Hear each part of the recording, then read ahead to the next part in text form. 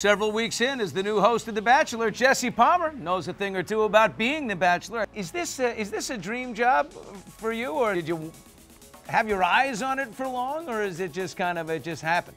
You know, it's funny. I've been kind of a fan of the show ever since I was on back in 2004, and I've watched all these bachelors, these bachelorettes, and bachelors in paradises. You know, I think a big part of being a host on a show like this is just being empathetic and sympathetic to sort of the emotional roller coaster that The Bachelor goes on. Hold on, we're going down memory lane here. Can you see this beautiful photo? Oh, wow. Kind of pensive smile, a little nervous, a little worried. What am I about to do? I know the best part of being The Bachelor. What's the worst? Being asked if I was Clayton's dad. I couldn't get like older brother, former teammate, nothing. Just that's what I am now. I'm Clayton's dad. I jokingly introduced The Bachelor as the show where former football players go to find love. Men in general, I think, and football players, we've gotten better at sort of opening up and being vulnerable and putting our guard down. I remember when I did the show, I'm playing on the New York Giants and I got to go into the locker room. And that was when like reality TV had just started. And I'm trying to explain to everybody like what the show concept is, what I'm going to be doing. And the guys were like, dude, you play quarterback on the Giants. You need to go on a show to get a date? That's embarrassing. Today, this show, The Bachelor, is such a part of pop culture.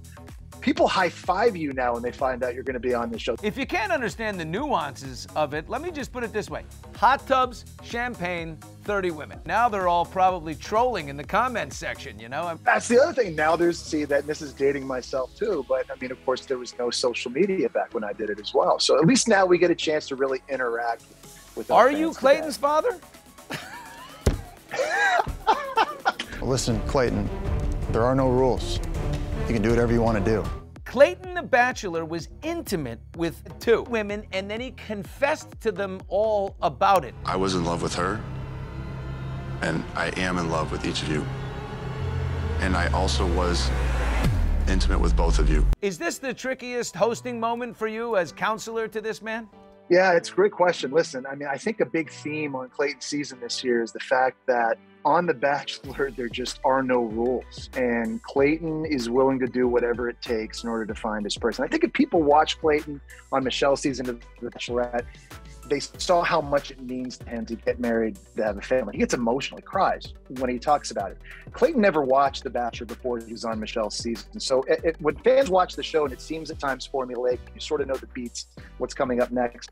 Clayton is going to do what he wants, when he wants, how he wants to do it. And he's going to take risks and he's going to take chances in order to find love at the end of all this. And as such, there are going to be moments, you've already seen some early in his season. We're at a cliffhanger now where he may take a rose back from Cassidy, which has never been done before. Has anyone ever taken a rose back before? Cassidy essentially has a friends with benefits that she was FaceTiming before the limo entrance. And you're finding all of this out after you gave her the rose. But fans are going to see things coming up that they haven't seen in 20 years watching The Bachelor. And so that's really sort of the theme to this whole season. For me as a host, you know, a lot of times I can sort of lean on my own experiences, but you know, if things go off script or if they go sort of into uncharted waters, we're sort of just following the action. Years after being The Bachelor, you got married yourself. What took you so long? Beggars can't be choosers, and that's really the story of my life. I mean, people found that out in 2004, and I've been living that up until this point, and then finally met my wife at a boxing class of all places in New York City. I watched her punch the bag, and I said to myself, I'm never going to lie or cheat to that woman. Your wife is Brazilian. Do you speak a little Portuguese? Have you learned? Sim, eu falo só pouco português, só pouco. Como se diz, bebezão? Is she there? Oh, yeah, she's in the back. She's taking notes on all this. Emily, can we say hello to Emily? Can we see Emily? Bring her in. Bring her in for a hug. They're saying hi. No. She's over. She's keeping a safe distance. All right, move the camera. Let's get her. Move the camera. Let's trap her. It's all blurred. This is blurred on purpose. Now, you moved the wedding up right just before the show. Why did didn't you like expedite the wedding? No, we were supposed to get married 2 summers ago in France. COVID had different ideas. So we ended up actually just doing a really small and intimate ceremony to kind of, get the ball rolling, get on with our lives. Happy wife, happy life, and here we are. Thank you for watching. If you want more extra, hit the subscribe button and the bell so you'll never miss a video.